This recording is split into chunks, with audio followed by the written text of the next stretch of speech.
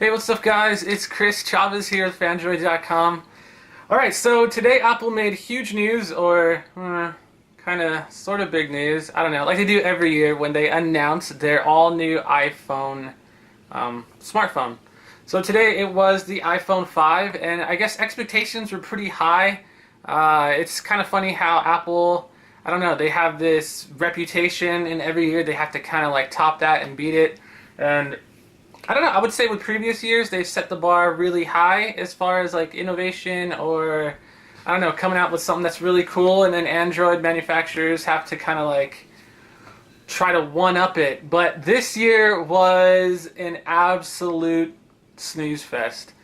This is pretty much, I would say, a unanimous feeling just across not just Android circles, but even Apple circles and people that are all obsessed about the iPhone. The new iPhone 5, let me just cover it really quick. They said it's going to have a new 4-inch screen, and this is basically all there is to it. It's going to have a 4-inch screen, and it's finally going to be a 16:9 aspect ratio, so it doesn't really grow this way, it just grows that way, if that makes any sense.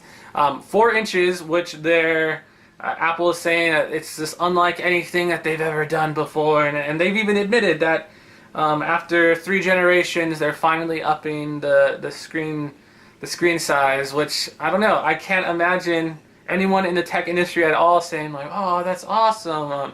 But maybe just iPhone users. But even then, I don't even.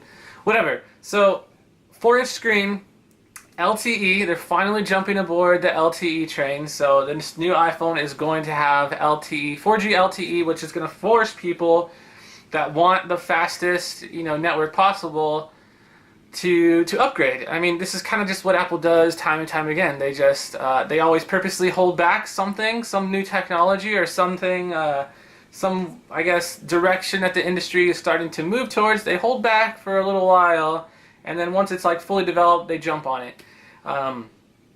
The other thing that they announced was that it's going to be a little bit thinner, which they call the world's thinnest smartphone at 7.6 millimeters.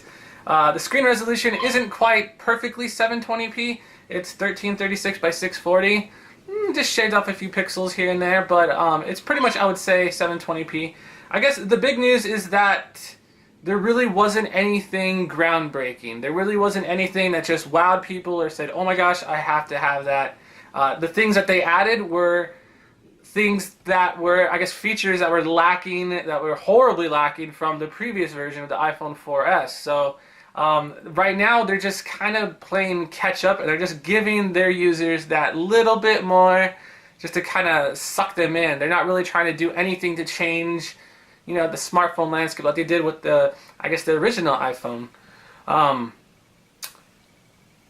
There was a bunch of little features that they talked about. The new iPhone camera is actually pretty cool. It's got some sort of sapphire stuff, and I will give it to Apple.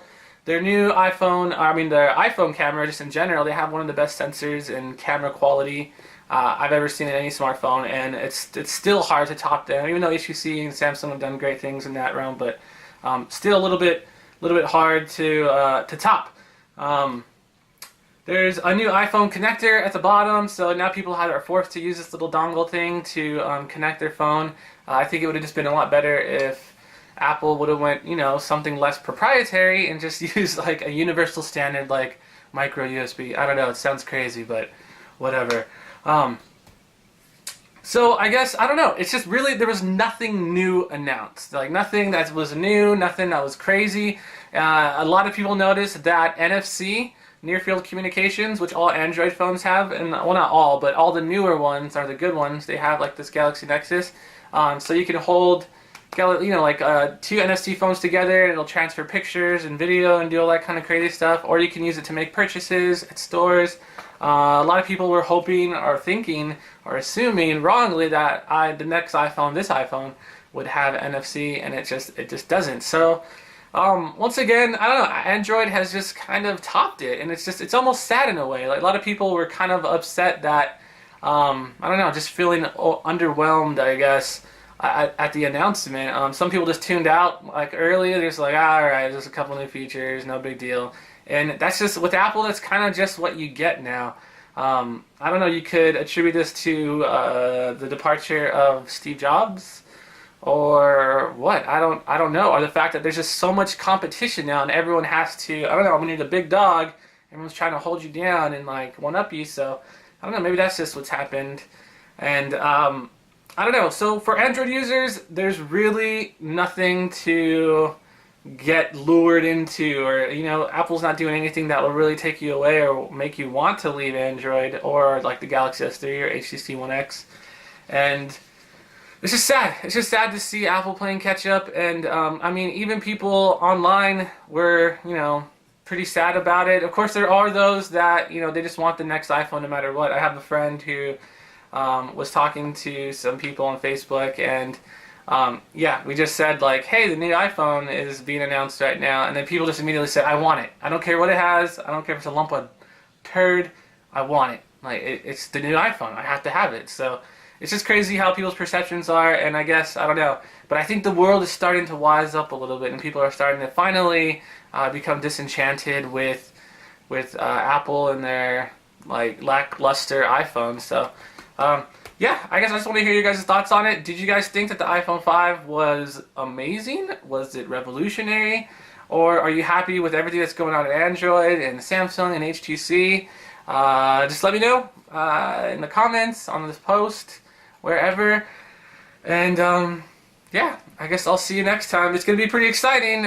Google has a lot to, I guess, a lot of room to work with to this year once they finally announced the new Nexus, which should be exciting. So yeah, I'm Chris Chavez. Thank you guys for watching this quick video with my thoughts, and I'll see you next time. Phandroid.com.